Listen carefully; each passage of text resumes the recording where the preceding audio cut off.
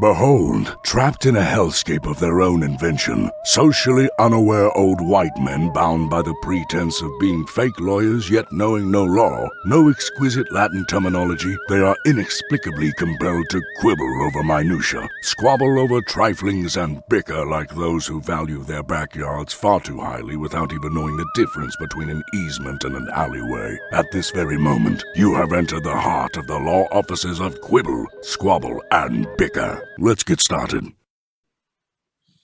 Welcome, everybody, to the law offices of Quibble, Squabble, and Bicker. Season 3. Today. What? It's season 3. We're beginning the first episode of season 3. That's why you should have introduced this one. This is a lot of news. I've heard this is. He did that on season Greg. 3. Greg, you realize he did that on purpose, right? Like that was completely intentional. To make me look even more buffoonish than I normally do. No. I don't know, but it's season 3, guys. We've done 2 seasons. We're gonna have a little format change this season. Basically the changes when we have a client in the second half of the show, the guest can leave if they don't feel like hanging out. But we'll still talk to a guest every week for half an hour, get inside their head a little, talk to them. Hey, what's our website, Greg? It's something like qsb.org.gov. Is that it? QSB, QSBlaw.clownpenis.fart. USB on Friendster. Look us up on Friendster. MySpace.com. And download our videos illegally on Napster if you want. Okay, so that's the offices. Matt will say it right now. What am I saying?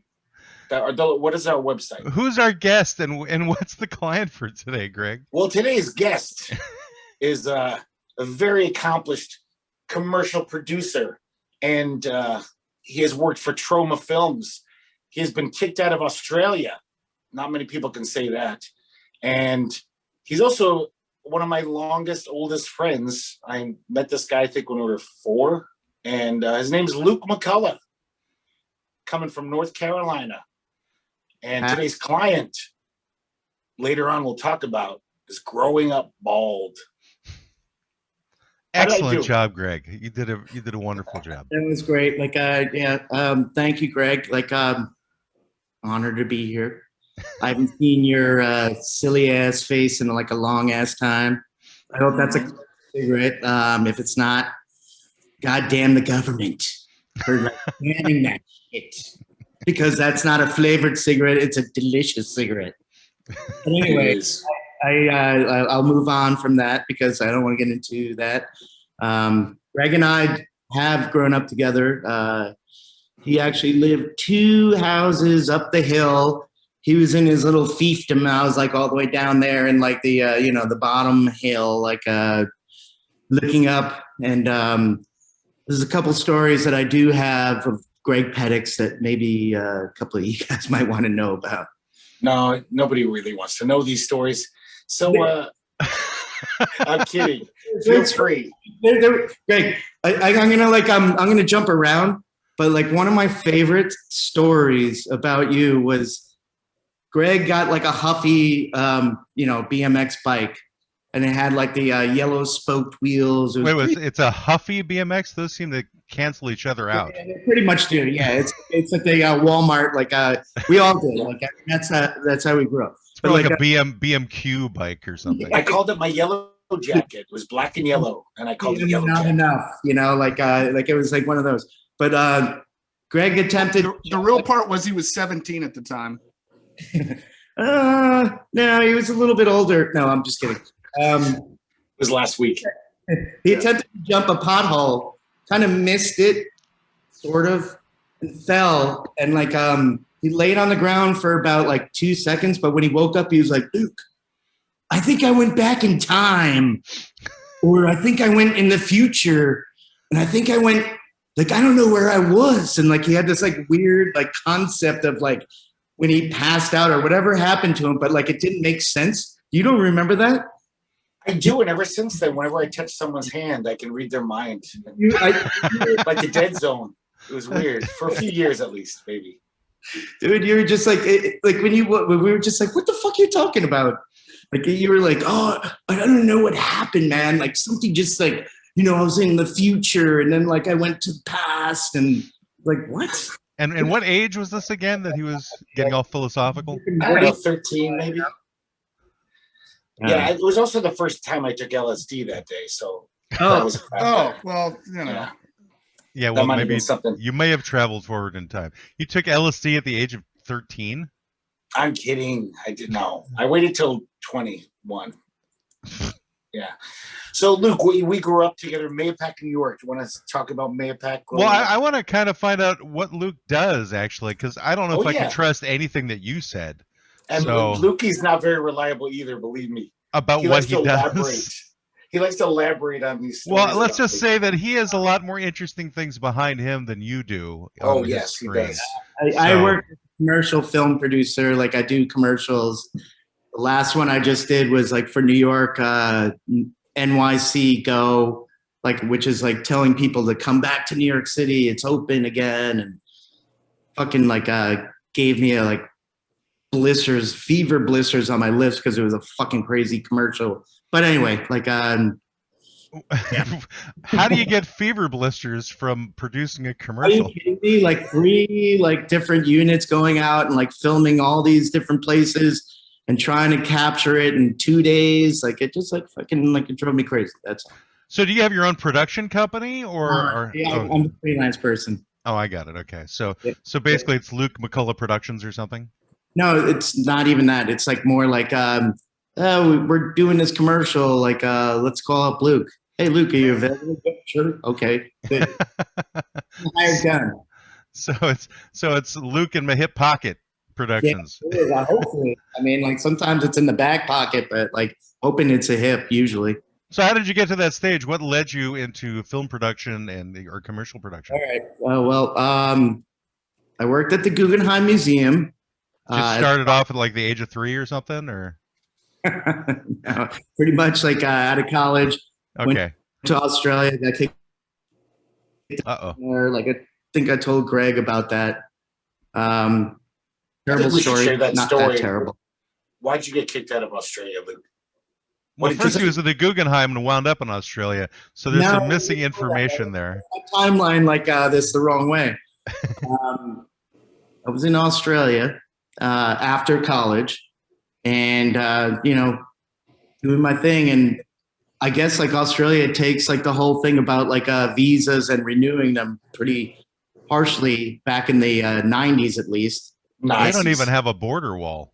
Oh, dude! Like they have like a water wall, so they don't need it. It's called the ocean. It's a little different from like and so I got arrested and brought in, and I had to answer questions, and basically was given 48 hours to get out of the fucking country, and got escorted onto the plane by like 2 officers who handed my passport as I boarded the plane. So everybody on the plane looked at me like, "Oh, is this like a drug dealer, or is this like serial killer? Like a terrorist, or like are we good?" So it's like Con Air. So did you just go to Australia on a lark? No, it was like well, kind of like a. No, it was on a plane. It wasn't a little birdie. No, Matt, you'll like Greg will appreciate this. The reason I went to Australia is because my favorite movie was Mad Max and like Road Warrior. Okay. Nobody ever went there, and like I didn't know anybody who went there. So like I was like, I have to go there and see that place. Did you do a tour of seeing all the scenes from the movie, like the certain hill? Nah, because it's like out back. Like you would never like see that shit. Was that compound out in the desert still, where they chug oil? That they blew up and everything? Yeah. Wait, Greg, can you repeat that? Did you say chug? I wasn't that inspired. Oh, okay. Greg, could you say chug again? You know the place where there's oil. Chug. It's a Road Warrior reference. I'm being a nerd. Me and Lukey grew up watching Mad Max and the Road Warrior like every week. It was the first movie we bootlegged. Lukey had the second VCR in town. I had the first. As soon as he got a VCR, we hooked him up.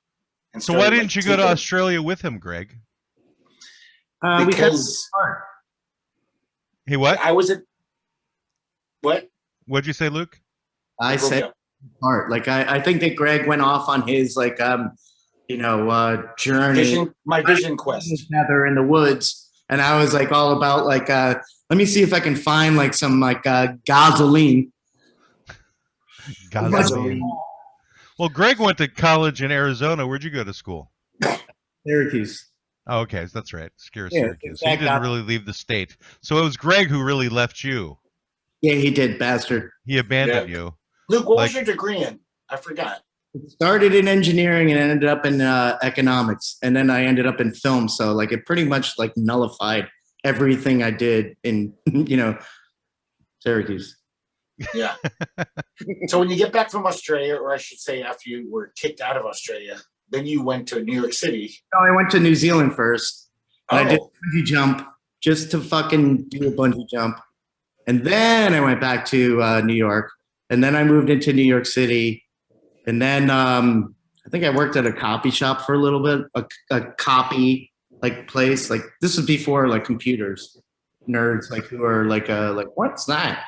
Like that, like it was like there was copy centers that you had to like get like shit like copied. Like you had to mimeograph things. Yeah, you had to like all that shit. Like it was like you just worked with purple ink. Exactly. And then when the color copier came out, they were like, whoa, So anyway, then I worked at the Guggenheim Museum, and at the same time, I went to the New York Film Academy, which was like a joke, but it was fun because I stole a Bolex from there. Oops, don't say that. What's a Bolex? It's a 16 millimeter like wind up camera. It's amazing. Oh, it's kind of like what they sell at like McDonald's. No, they toys. don't sell that at McDonald's. Like if you look that up, like you'll be like, oh, well, Luke is cool. Did you make a lot of movies with it? Would you just make your own homemade movies, like art films and shit? You can, but like there's no sound on it. But Matt, you'll see. Like a Bolex is like a badass camera. It like it only. Okay, I got it. I just looked them up. Okay, so it's like an old school camera. I see it. Yeah. Was that 16 millimeter you said, or 16? Yeah. Yeah. Okay.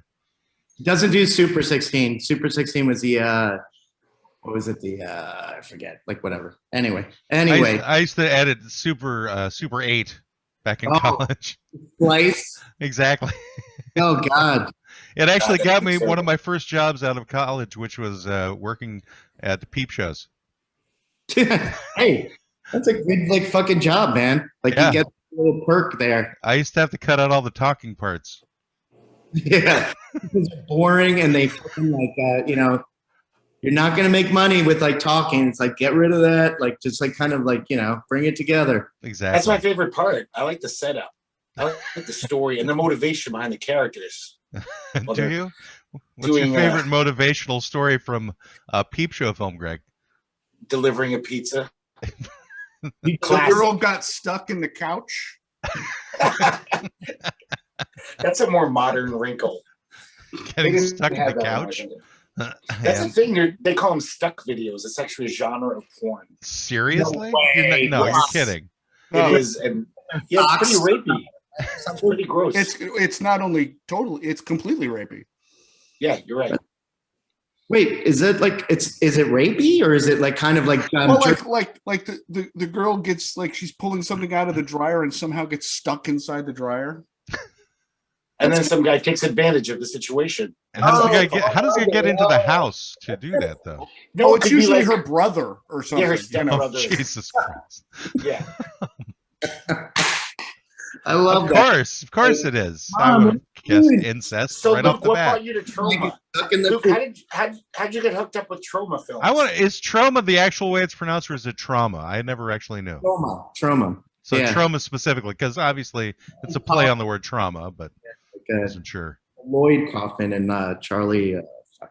But anyway, like yes, like I went over there and like they were on 9th Avenue, and there was like their building had like a banner going down there. So I just knocked on the door and I was like, hey, and is this why you're still at the Guggenheim?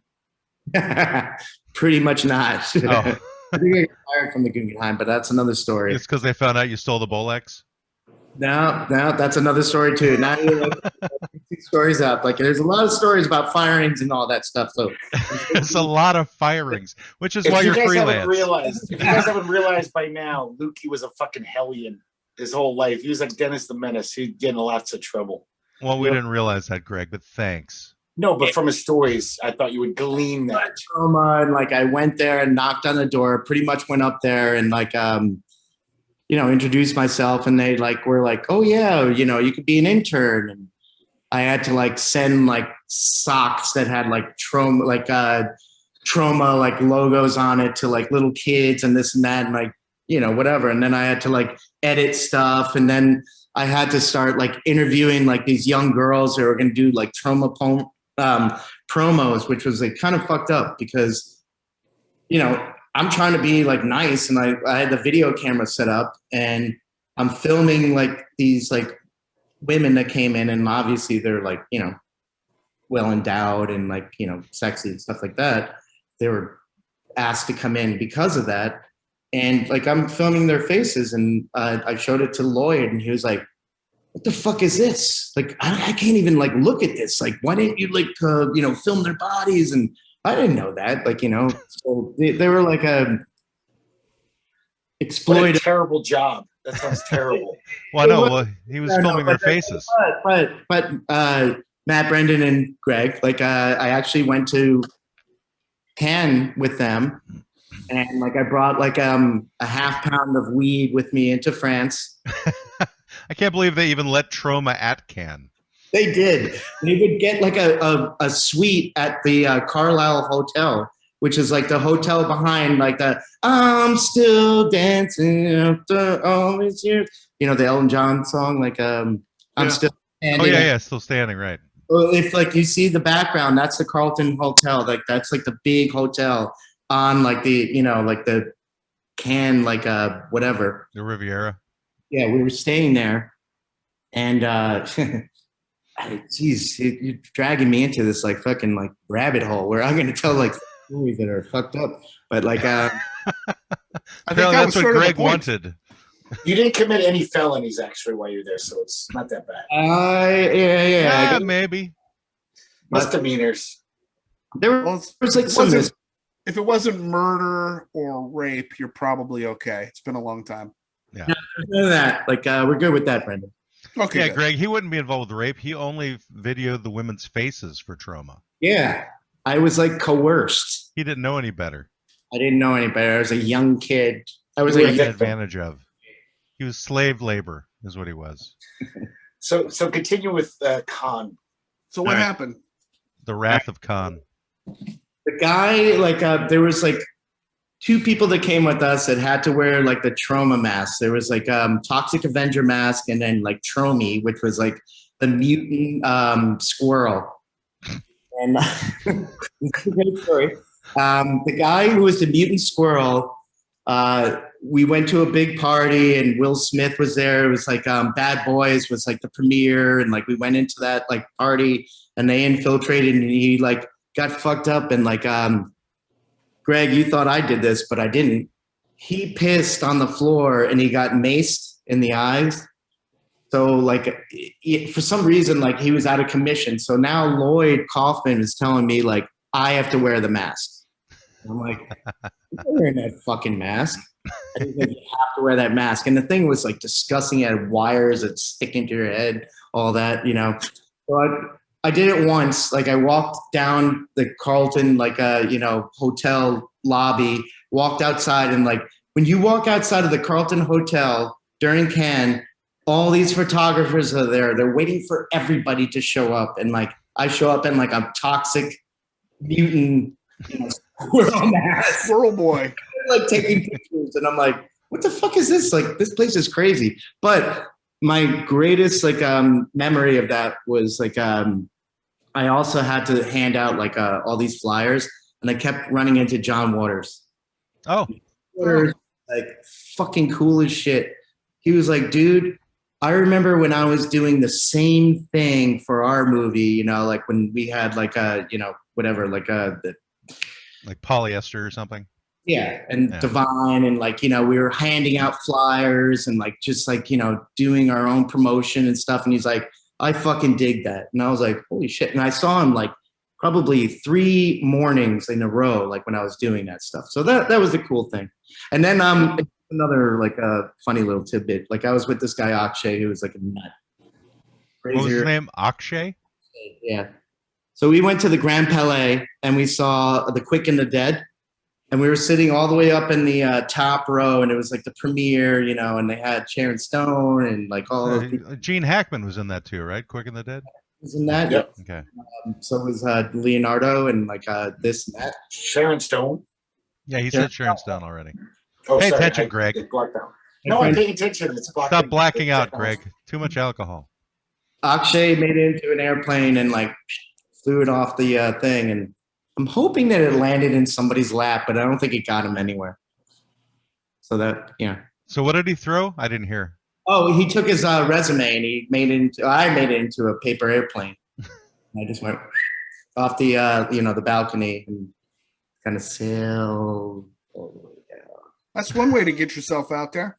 Did it get any callbacks? I don't think it worked because we got home, like it was still the same thing. He probably just hit Paris Hilton in the back of the head or something. And it went No, she wasn't there yet. She was like a little blip. Oh yeah, this would have been early '90s, right? Let's put it that way. This was in early '90s. This was like the '90s. It was remember Barbed Wire with what's her name? Yeah, right. Pamela Anderson. You know, like I'll tell you the movies that were in it. Like I mean, it was like Swimming with Sharks. Remember that movie? Yeah, that's a good one. So with, I met John Cryer or somebody was in that, or I actually knew his band, like the Niagaras, and he was like impressed by that. So we got to talk and stuff. I don't know. Yeah. Anyway, blah blah blah.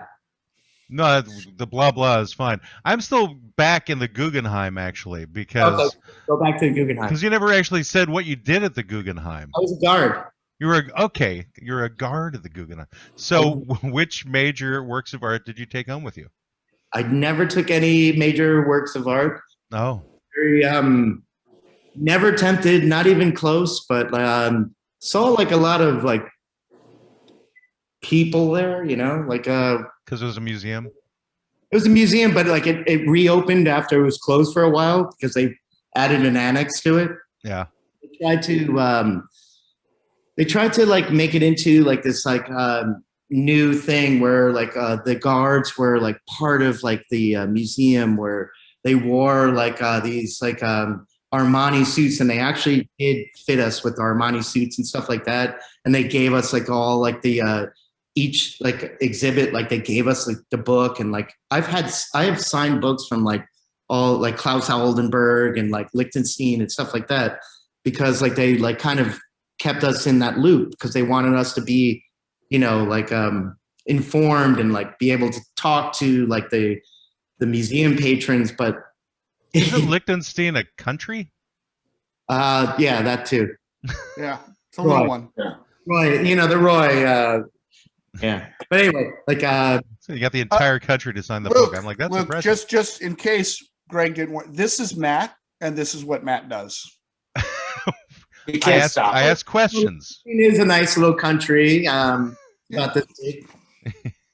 Fits right there in Europe. Like it's perfect. But if you add Roy to it, then you have pointillism. So like there you go. Pointillism? Pointillism, yeah. You know, Luke invited me once to meet him at the Guggenheim. He was working. So I said, I've never been to the Guggenheim. And I actually touched a Picasso when I was there. I don't know if I ever told you Touched it, and I didn't say get away. You weren't there, and nobody was around. It was a dick move because my oils are probably still burning a little hole in that painting or fucking it up. You know? Yeah, you probably just pissed off the entire Picasso family by admitting to that, Greg. Well, they're all dead, but I just thought it was just all a shitty thing to do. They're all dead? But it was thrilling. Yeah, all of Picasso's, the line died out. They were exterminated. They were all murdered in the Great Guggenheim Fire of 1999. I thought it was which during was the pogroms. actually a terrorist act of Liechtenstein who was working on behalf of The John country Waters. Liechtenstein, Brendan, let's get straight. The country Liechtenstein had like air to surface like rockets that they fired into the Guggenheim. They were little tiny ones though.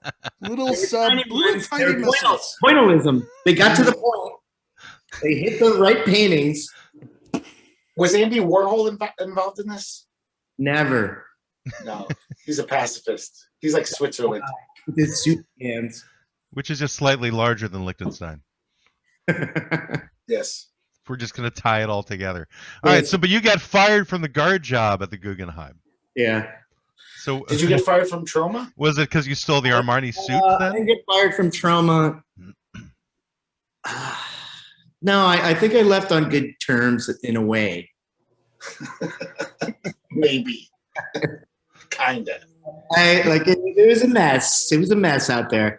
I'm like sugarcoating a lot of this shit, but like yeah, it was a mess. You didn't want to be the squirrel thing anymore, and you're just Oh, I didn't want to do that. That's fuck fine. this. That's fine. Go. So there's a movie called Can Man out there that like was filmed during like when I was out there.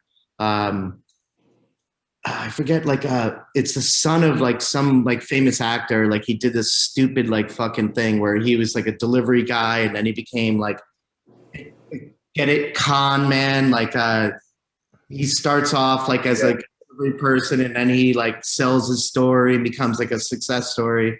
It's like a piece of shit movie that I really can't find online, but like apparently it's out there and like yeah, you'll see if Is you it spelled C-A-N-N-E-S or C-O-N? It's it's a C-A-N-N-E-S. Got it. What a delicious pun. You find that, Matt, if you can find that, you're brilliant. And in the beginning, and it's with Lloyd, and you'll see me with a white t-shirt and like a fucking goatee and all that shit. I hope Lukey doesn't mind, but actually I know the reason what happened to Troma. Well, there is a Wikipedia page about it. Okay. But the real reason why Lukey had to leave Troma was Sergeant Kabuki Man was kind of harassing him, I heard. Yeah, he And like was, diddling me. yes, inappropriate fondling. Chopsticks around my ass. So is Can Man, was that a Troma film? No, it wasn't. Like they just included Trauma in it. Oh, I got it. It has a lot of cameos in it. Oh yes, it does. It has like Johnny Depp, Treat Williams, Lara Flynn Boyle, Seymour Everybody's in Cassell, it.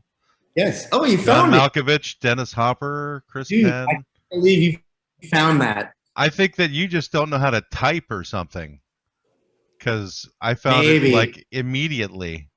It was. Well, you found information about it, but can you find the movie on YouTube? Well, no, I don't know if I can find it on YouTube, but I found yeah, that's what he meant. Well, you can find a trailer for it on Vimeo. I can't believe you found that. I honestly, like, I had a little problem looking for that. I think maybe you were misspelling it. Yeah, maybe. Maybe it was like using a K instead of a C. Or maybe you missed an N. It was Canes Man, and you just found a thing about blind people. Yeah, maybe. I don't know. Like Raising Cane's Man. I don't know. All right, it's all about sugar cane. But no, this came up like right away. It was the Wikipedia page and then the IMDb page. So are you in the movie as a cameo? I'm in the movie with all those famous actors. That's right. Like, and I think this is like the first one they put on their reel in terms of when they're trying to get new work. They're like, watch Can Man for my great work. Yeah, because like his amazing performance. Who's just standing there like an idiot? Yeah. So did you wind up in any of the Trauma films? Were you actually in Sergeant I was the only one. Yeah, like I actually when I left, James Gunn was doing Tromeo and Juliet, and that was like the beginning of like the whole internet, like like interaction. Like he was asking people, if I remember correctly, and I met him, like nice guy. Like he was smart, man. Like he got it. Like he was starting to do like the whole like internet like interaction. Like, oh, we're doing this like Tromeo and Juliet. Like here is like a page of like the script. Like, what do you guys think? And like he would like get like interaction from people like whatever responding. Does that make sense? Yeah, that was the Citizen Kane of Troma films. Tromeo and Juliet. The Citizen Kane. I was watching the finest hour. Here's a little tidbit on that. When we were in Cannes, like we were watching the rushes from Tromeo and Juliet, and the only thing that like Lloyd was interested in was like watching like the girls' boobs. Like, pretty much. I've heard he's into that. She's a good actress. Somebody said he like yelled at a guy for only filming faces. Yeah, that was me. Could you tell us about Lloyd Kaufman? What was he like? How would you? Was he like Stan Lee? He seems like a Stan Lee type. Yeah, he's great. Like he sold his like image, like you know what I mean. Like he had like the bow tie and all that stuff, and like he was Lloyd Kaufman. And you know what? I remember when we were in Cannes and like we were walking, just he and I, and like we were talking and like we were kind of riffing on like stupid like you know whatever, and he was great. But like at the same time, like he you know he smart man for like his small little like venue that he was doing. He fucking nailed it. But like he was I'll tell you this, he was very bitter about like the people that like he like had in his like small films that became bigger. Like, you know, like there was like an Oliver Stone and there was like I'm trying to remember who else was like, there was like people that were like in his like small films that like, he was like, oh, fuck that guy. He won't even talk to me anymore. And you know what I mean? Does James Gunn still talk to Lloyd Kaufman? I mean, because he's directed that's a good question. I'd love to know that. Guardians of the Galaxy and Suicide Squad. If he doesn't, like, that's kind of lame. Like, he should totally acknowledge that. Yeah. Because like his first movie gave him like that big opportunity. Well, I think this is a really good segue, Greg, don't you, to our client for today, and we'll give Luke the opportunity if he wants to become a guest attorney or not. Yes, I do, Matt. Yes, you do. To which? I agree. It's okay. A good time to segue. It is a good time, right? So the client for today, this is one that we haven't actually spent a lot of time trying to get, but they showed up on our doorstep and they need some help. So our client is growing up bald. And essentially that just means that we're going to discuss how childhood shapes what occurred later in our lives, like if there's significant moments. And bald essentially means most of us were born without any hair. So I thought it was about leukemia, kids. It's a leukemia. Well, you shouldn't. You know, your friend's name is in that word, Greg. That wasn't very nice of you to say. What if he was a swimmer? It's not Luke McCullough. So they grow up bald, but that doesn't have anything to do with it. It's about the fact that if you're a kid, you start off bald. You start growing bald, and then eventually you get hair, unless you're one of those kids who has alopecia or something. So starting off bald. That's kind of wild, man. Like if I had alopecia, I'd be a swimmer. I'd be like, fuck, I'm gonna be a fucking swimmer. Like I wear a lot of hats. I wouldn't. I would be like, I'm gonna embrace this shit and I'm gonna be a swimmer. Okay. Well, I always threatened my hair that if I ever started like going majorly bald, that I would just shave it all off. And so my hair, I think, decided that it wasn't going to take the risk and decided to stay on my head. Yeah, you the talk to exception your of hair. this spot right back here. Yeah. Okay.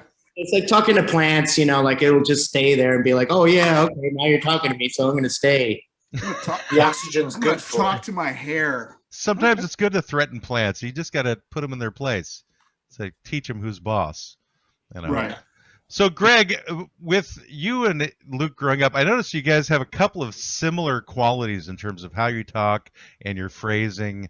And I'm wondering, was this a common thing to Mayo Peck in terms of the way in which you talk? It's just East Coast. I think East Coast. Well, you know, it's easy to love East Coast, but freaking Maine is in the East Coast, Greg. But New York is East. Real. When people say East Coast, they mean New York. No, they don't. Yeah, they do. They don't. Greg is on. I mean, Brendan is on the East Coast. He's in Florida. I know. That's what I'm saying. When people That's say not East New York. Coast, they're not thinking of Alabama. You know, well, Alabama's not on the East Coast. Alabama's my not geography on the is East terrible. Coast. North Carolina is on the East Coast, but people, Yes. when they say he's kind of East Coast, they're not thinking of people from the South drinking mint juleps Northeast. You say and Northeast. saying, "I do declare."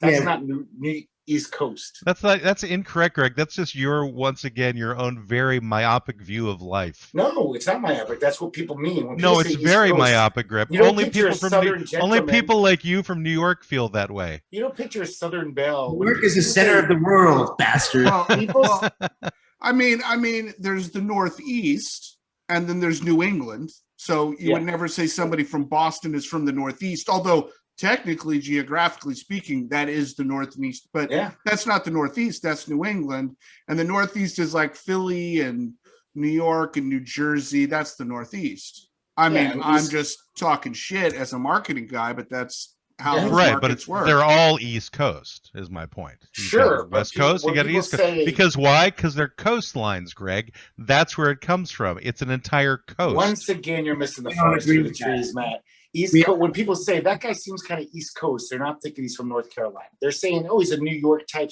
fast talker." You know. Yeah, there's No, a that's- line called the Mason-Dixon line that sort of like contradicts like what you're saying. And there's like also a line like after like yeah, but the Mason-Dixon line's up in Pennsylvania anyway. but wherever it is, I don't give like it definitely like New York versus North Carolina, South Carolina, Georgia, Or even Maine. Maine is like different too. Maine is Yeah. like redneck. Maine is Well, it's redneck? like What?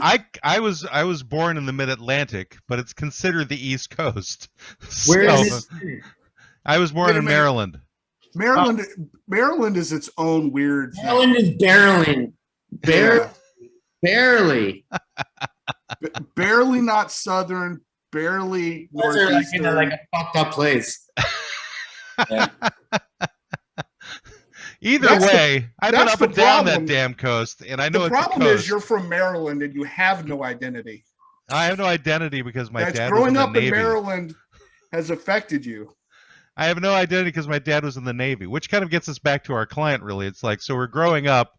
So, like, what are the significant things that change the course of your life to go to a certain directions? Like for me, my basic choices were taken away in terms of where we lived, as most kids are, because our parents would take us to wherever they take us. So Can I ask I think Matt, as a like a military like kid, whatever, did you have to like have your head shaved every time you went to a different military base? no, we never our heads never got shaved. He wasn't in the military. His dad. I know, but like, didn't they just sit there and go like, "Your kid has hair, get rid of it"? Yeah, not everybody was the great Santini. No. No, my dad was Navy, not Marines. So yeah, it was different. And plus, he was an officer. So Yeah, he was officer as well. Oh, he's an officer, so he's a pussy. Okay, I got it. Oh, I never got into a Big fight with difference. him, like a fist fight with him. So maybe he was. I have no idea. He never came across that way to me. He You always don't came really across know like your- he wanted to beat the shit out of me. You most of the don't time. really know your dad until you've thrown fists at him, or like cast a fishing rod and hooked his like arm with like the hook by Or his accident. lip. I mean, I did piss him off once Yeah. because we went hunting in Washington State, and I fell asleep. It was like deer hunting, and I thought everybody was gone. I was like in my early teens, and I went traipsing back to the car, making a lot of noise, and because I thought everyone had left, because I didn't know how long I was asleep for in the woods. So I know he wasn't happy about that. And there was another time where Wait. You have to elaborate on that asleep in the woods thing. What, did you like trip or something? Or, no, like, we always have to get up at the fucking crack of dawn to go hunting. And so, and I hated hunting anyway. It was never like my thing, but it was my dad's way of bonding with my Were brother. you up in and I. one of those deer hides or whatever they call them, like those little tree houses? A deer hide? Yeah, we were Deer dressed like fold? deer. We had like little deer heads, and we go walking through the forest. When you're done with your stupid joke, answer the question. Were you up in a fucking thing? The question was, where did you fall asleep? And then we get this story about your dad and how he tried to bond with you. No one cares. Where were you sleeping? That's what they care the most about. I was No. sleeping next to a tree. Just out in the like on the ground. Out on the ground. you have bucklore all over your pants, so like a deer would come and fuck you or something. No, I didn't wear any musk. Oh, well, that was the problem. That would have No made it way deer more piss. interesting. With The Brand- only point of the story was just that's one thing that upset my dad. Getting back to the pussy comment is all I'm saying. Anyway, Brandon was asking if you were in a deer stand, like up in the the tree, or no, he like, asked if I was in a deer hide. oh, you're in like a deer hide. So you We'll spend 10 minutes talking about this. That Brendan misspoke will become the Yeah, rest of the episode. no one really cares about Matt's Oh, upbringing nobody anyway. really cares that you think that nobody really cares about things, Brendan. That's what nobody really cares about. Here we go. Is All that right. your lack of caring anybody really gives a shit about either. So anyway, the point being is what I Tell us find more about funny. your relationship with your dad. What I find funny is the concept of being in a deer hide, though, because that's the funny part that came out of this, and you're totally missing that particular visual. No, The deer and you crawled into it to stay warm. Right, and just like a banta from Empire Strikes Back. Yes. I think the moment my life changed as a little boy was when Luke threw that car at my head, and ever since then. Did you have a fear of cars at that point? Can I just tell you? Like, let me set it up. Okay. Greg was on top of the slide like this, and with his head, and like he just like put it like on the top of the slide, and I was on the bottom, and he rolled it like like gingerly down and went, and I was like, all right, Greg, here it comes, and it was like a car like this big, and I fucking shot it up, and he was like, I got it, and it like hit him right in the fucking head, and like broke open his eyebrow, and there's blood rushing down the slide. Oh yeah, I hear there's a lot of blood from that part of your head when it cuts open. And ever since then, I've always realized, no, I have to have first blood. Next time, I'm going to throw the car at Lukey's Did head you like first. rub foreheads next to each other after that so you could be blood brothers? Yeah, Did that's that it. thing happen? He didn't get cut. Or did he drink your blood, Greg, after that? Or? Mom got revenge with the the car.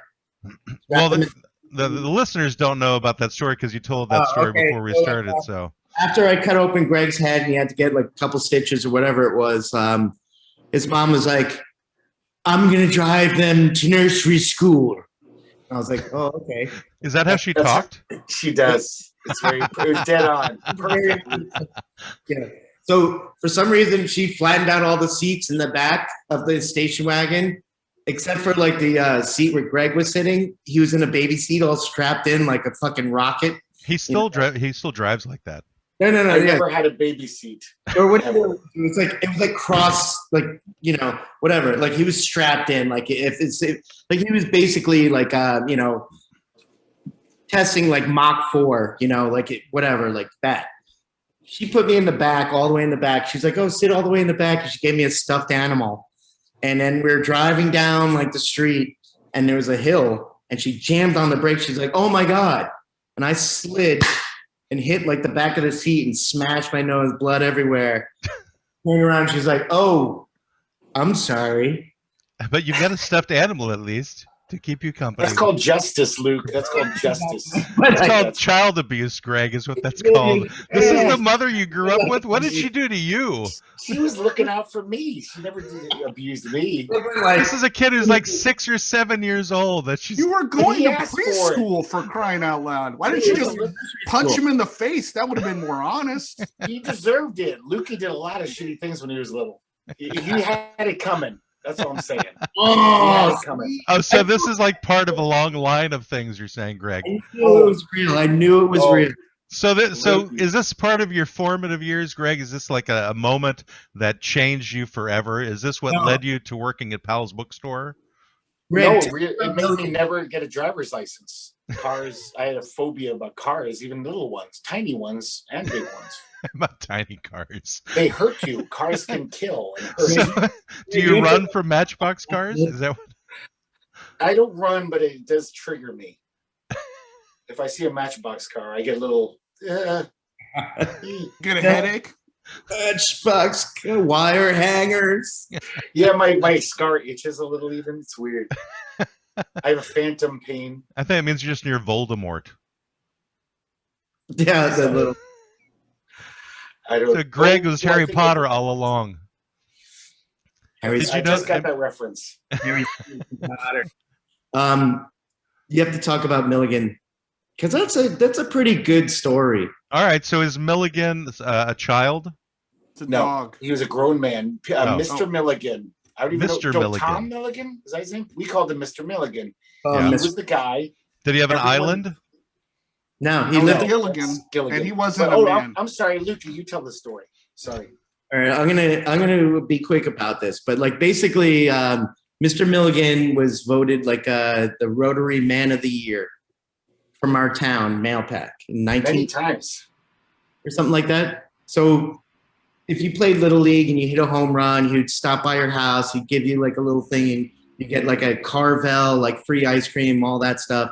But then like he found out that Greg and I don't know how he found that out, that like we were into like horror movies. He would like come by and you'd be like, hey, Luke, Greg, like I got, and I don't want to be mean or anything. Like he had a go ahead, be mean. No, I can't. Okay. He had a cleft lip, so like he had like a little lisp or whatever it's called. He'd be like, hey, Luke, I got Friday 13th on like a bootleg. Come on up, you know. So Greg and I would go there and we'd go to his house and we'd watch like Friday 13th. This is a very special episode of Greg and Luke. We watched Andy Warhol's Dracula. You showed us. Wait, how old were you guys at the time? 14. We're like 14, maybe. Yeah. 14 years old, and this grown man is bringing you up to watch movies together? Totally. It was like, oh wait, Luke, can I interject? We were actually in his bedroom watching his TV where that was. In his and bedroom. Always be doing chores around the house.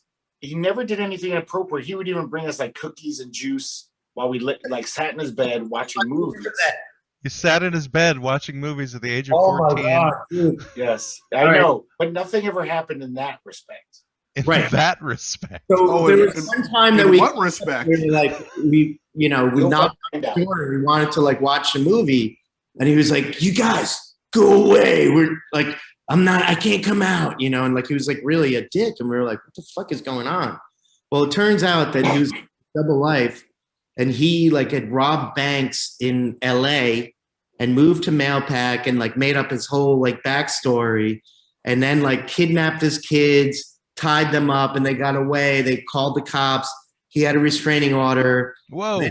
Casing like his am I right? Like he was casing like his house because he had a restraining order, and he saw that his wife was like seeing some other dude. He walked in there and blew her away and blew him away with a shotgun. Then went to Tappan Zee Bridge and like faked his own death, and everybody was like, is he still he might still be alive. I don't know. Well, I don't know about faking his own death. That's Lukey and my theory, and some people's theory, but he's never resurfaced as far as anyone knows. Was Milligan his real name? Yeah, Mr. Milligan. Yeah. I know, but was it his real name though? Oh, no, an alias. I don't know. I mean, like if you look up Milligan Mailpack, like it'll come up and like you'll see the whole story. This seems like a movie you guys should write together. I don't know, man. We could. Creepy. But, you know what's the weird capper of this story? I was in a punk band at the time in high school, and we actually wrote a song called Milligan Killigan. And we played it at the school gym at a battle of the bands. His daughter went to that school. His son, she was like a cheerleader. He was a jock. Everyone knew them. Everyone knew about this tragedy. And we thought it was in good taste about a year later to write a song. Luckily, it was punk rock, so I don't even know if they knew what we were singing because it was fast, hardcore. We were going, Milligan, Killigan, Milligan, Killigan.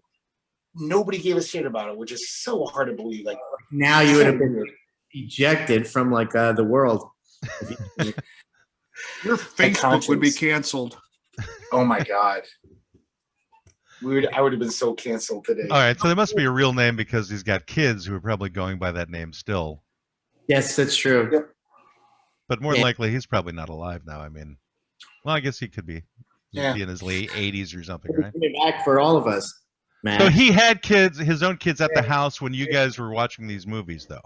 No, they always seem to be because they were the son was a jock and the daughter was a cheerleader, so they were always at cheerleader or football practice. It's so weird. Like he just like let us like come over and because he knew that like we liked like horror and crazy movies and stuff like that, and he was like, "You got this like new movie, and it's like you guys have to come over," and it's like, all right, well, if you don't mind me correcting you, I think the story went a little different, at least in my shitty memory, is I don't think he knew we liked horror movies. You once had the chutzpah to just be like, he's got the first VCR in like New York State because he was a criminal.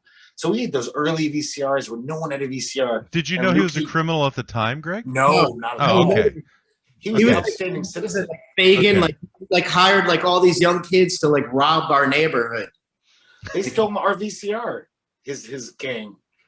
Our VCR was stolen. We realized, oh yeah, that was his little gang of Oliver kids. So it's strange that he didn't recruit you guys to join in these. Maybe he was trying, but like we were too stupid. We were like horror movies. We were just like, no, man, this is cool. We love like fucking Friday the 13th, and you know. But I remember Lukey having the chutzpah when we heard that he had the first VCR, and nobody had a VCR at this point anywhere. And you said, let's just knock at his door and see if we can watch a movie. And he was just like, sure, boys, come on in. Yeah. That's how I remember it. You have his accent much differently than Luke does. He'd be like, hey, boys. I don't want to do it. Like it's terrible. And it'll draw like scorn. Oh, Yeah, scorn. Are you unfamiliar with the title of this podcast? I got it. Yeah.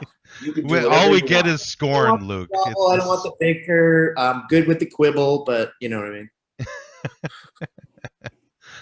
Yeah, it's scorn. It should be like an additional partner, actually. Yeah. So, Brendan, do you have a point in your childhood where that defined you, who you are? Was there something defining a moment? A moment when they shaved your head? I think probably my mom and dad's divorce was probably a big deal because I went from, living in a normal place to living kind of in the ghetto by myself with my mom, who didn't have really good jobs. So that sort of set me on a very different trajectory. Whereas one place I was middle class, kid. Next thing I know, I was living in the ghetto. So I guess. So did you notice like a happiness change or something, or just an uncomfortableness creep in? Open up a fire hydrant and like play in the water.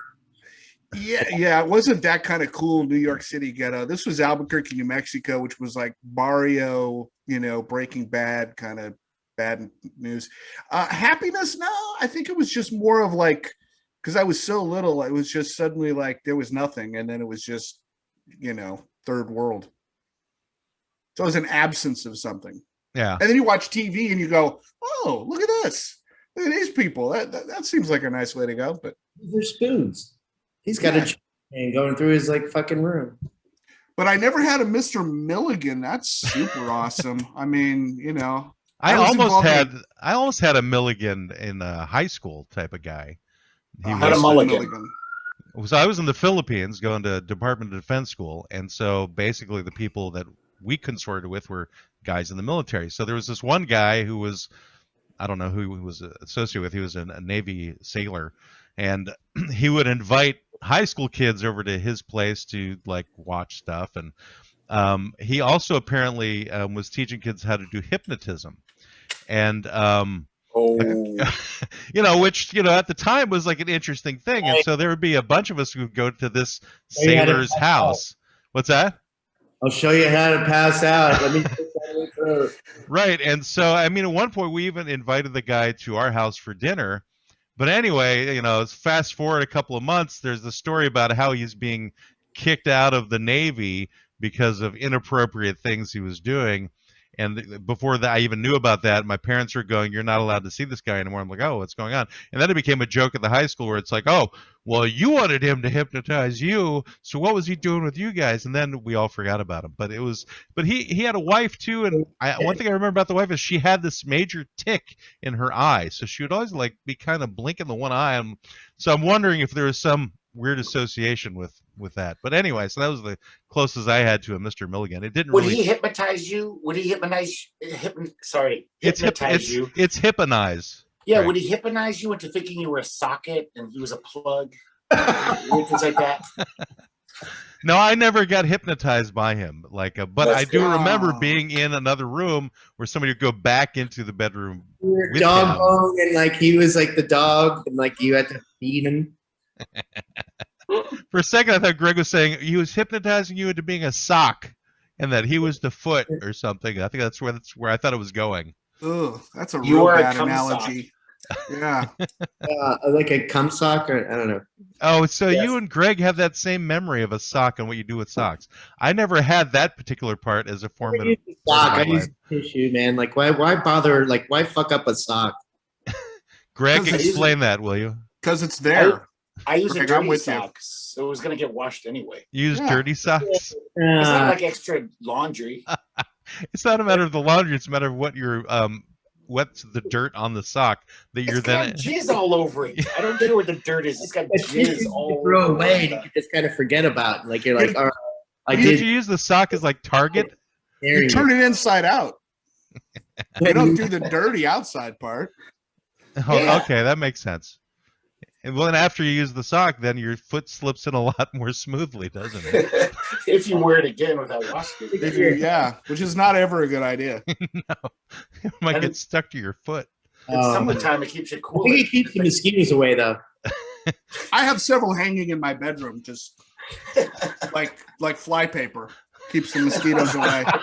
If you wet them down with rubbing alcohol and you have a fan blowing on them, it really it's nope. Yeah. Flies in And the nope. Your wife loves that, doesn't she? Yeah, that's why she left. I just got a fresh pair out, and that's why she's like, I'm going out to eat, and so I'm like, all right. It's new decor. Yeah. Anybody's interested, we'll have instructions up on the Come website. sock away. Come sock away. Fresh jizz sock day. That's what Wednesday is. Actually, you can use it to pop up furniture too, and slide it across a wood floor so you don't scratch it. Oh yeah, it's another Yeah. handy. A lot of uses for them. Maybe it's not a good idea. You should get creative and make a cum sock mobile. That hangs from the ceiling. Yeah, like I called it.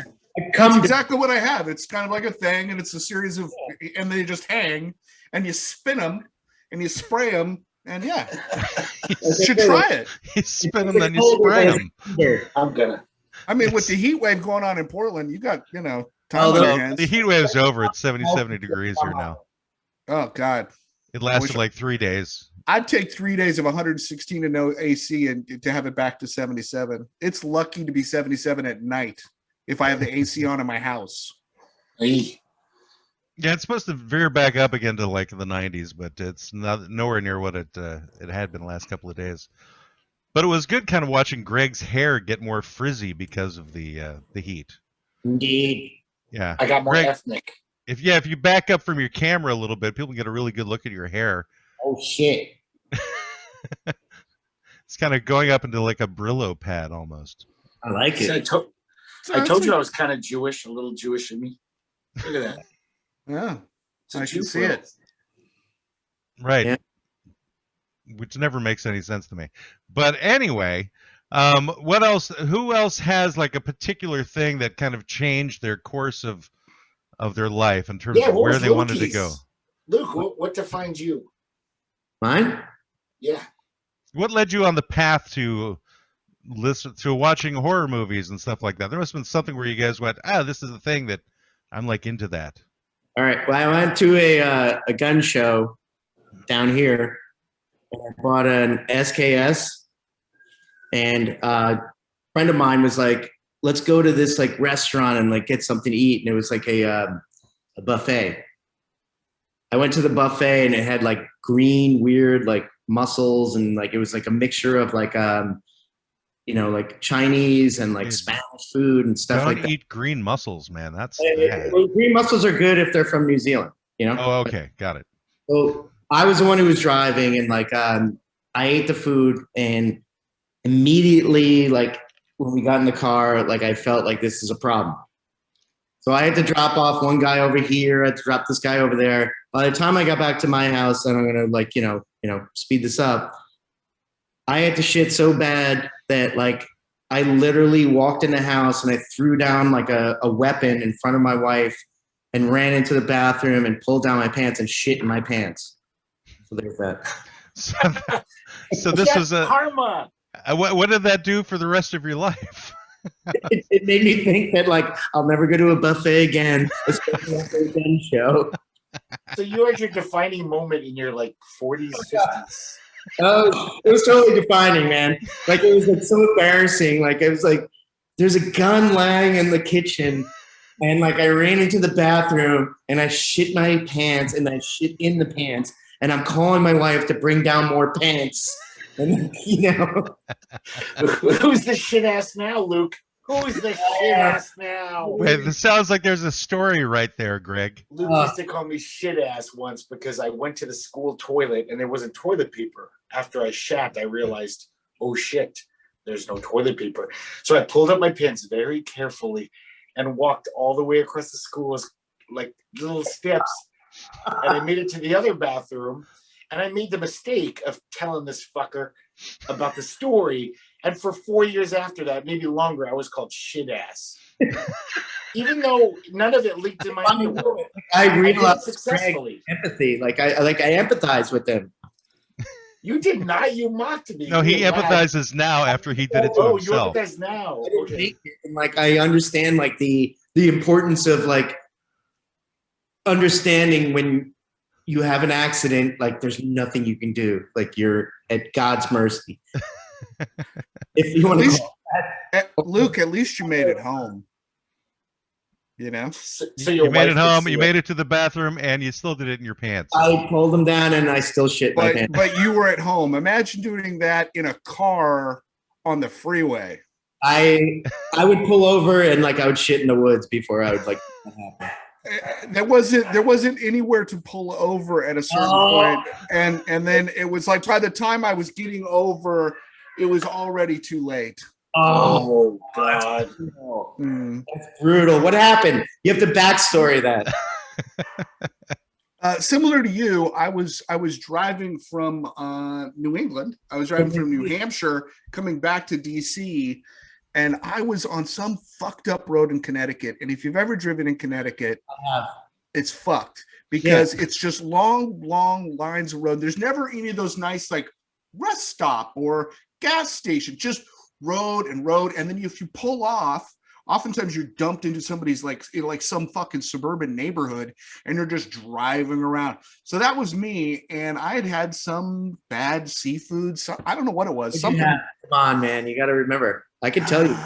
I think it was clams because it was up there. Some kind of mussel, some sort of clam. That's what reminded me when you started talking about this. Didn't seem bad at the time, but by the time I got in the car and I was about 30 minutes in, I got the and I'm like, oh no. But now I'm in Connecticut and I'm like, oh no, now I'm in Connecticut, which is the worst. And this is why I hate Connecticut. I'll never go there. Definitely a formative moment for no longer going to Connecticut. Yeah, somebody says, "Oh, I'm from Connecticut." I'm like, "Fuck you! I hate you!" And everything you stand shit for. My pants, Connecticut is what they call it. You made me shit. You made me shit in my pants. Then I had to just. Then I didn't know. And then I was just like, "Well, so what happened? You're in the car. I get back on the car. I'm like, luckily I was by myself. I'm like, well, there's nothing I can do. So I just get back on the road and drive and get to this really. Wait, you skipped the most important part. You were driving and all of a sudden the clam started kicking in and you're like, uh-oh. Did you get out of the car and shit? I pulled over and tried to make it happen, but I'm literally in a neighborhood. But I had gotten down to the kind of an end where it was a vacant lot. And so I'm getting out of the car, but it was too late. And it just there. I thought it was a fart and it wasn't. And there it was. And then you're stuck in the car with the smell for the next few hours. Did you throw out your pants? No. I just put them on like a man and went, this is what I'm doing, and drove till I got to the. You put them on like a shit ass man. Yeah, the diviest motel I could find, where the guy I could have came in with blood on me and whatever. He was just like, here you go. And I just went to this room and I did everything. I threw the pants away. I never looked at him again. He walked naked through the neighborhood.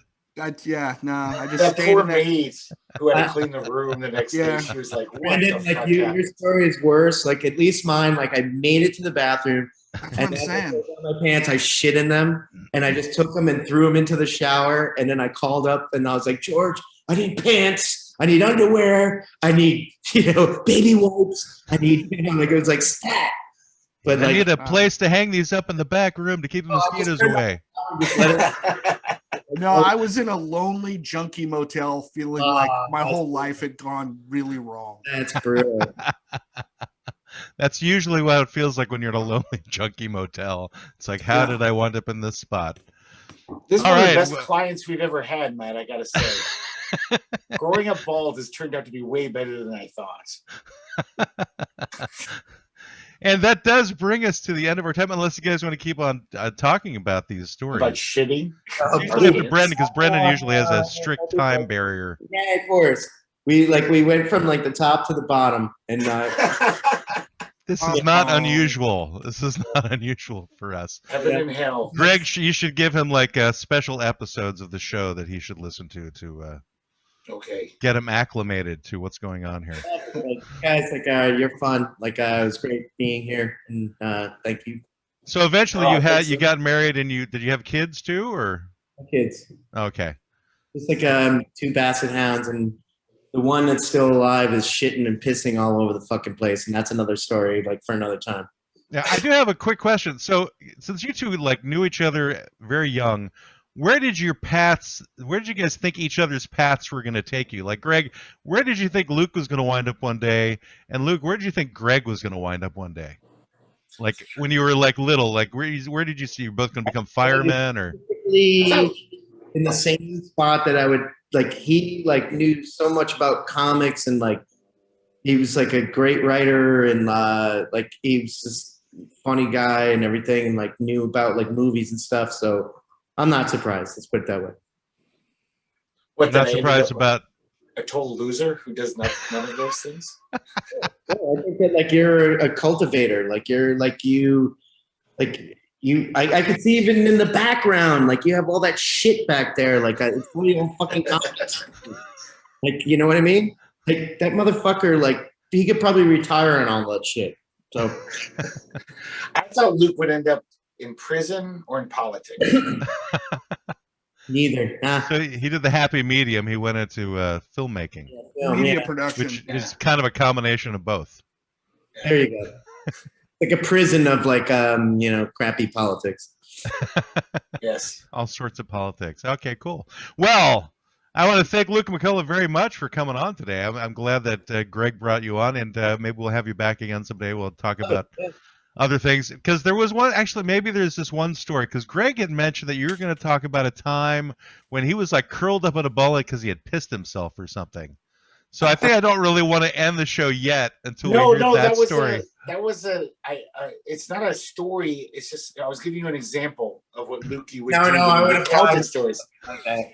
I would do something embarrassing, and Luke, when he retold it, would add all these layers that didn't happen. And then he started crying, and then he peed himself. It's that never happened. I did something embarrassing. Yeah, so that's yeah. But I'll elaborate on the next one. Yeah. Well, it sounds like Luke has become a kinder, gentler person because he was unwilling to discuss somebody who had a cleft palate who was a murderer. So he didn't want to offend the murdering cleft palate people out there. Yeah. So, it's a very narrow demographic, but they have a very strong presence in Washington. They have an organization. Show a lot, actually. Mm-hmm. They actually listen in. Yeah. That's one of our main demographics. It's the CPMs, the cleft palate murderers. Yeah.